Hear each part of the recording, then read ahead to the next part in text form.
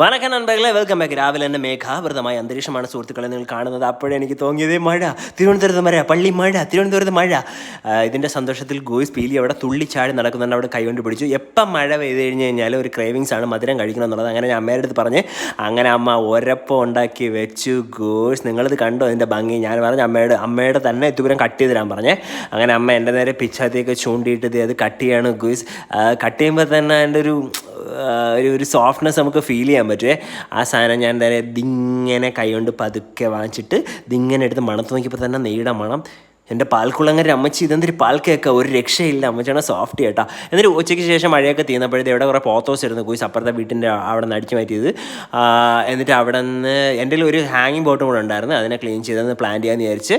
ഗോയ്സ് ഇത് 23rd പ്ലാന്റാണ് ഞാൻ നടന്നത് ഈ വർഷം. അങ്ങനെ പീലിതി ആ സാധനം എടുത്തുകൊണ്ട് തന്നു. ഞാനത് പൊട്ട് ചെയ്ത് വെച്ചു. ഗോയ്സ് ഓക്കെ ബൈ.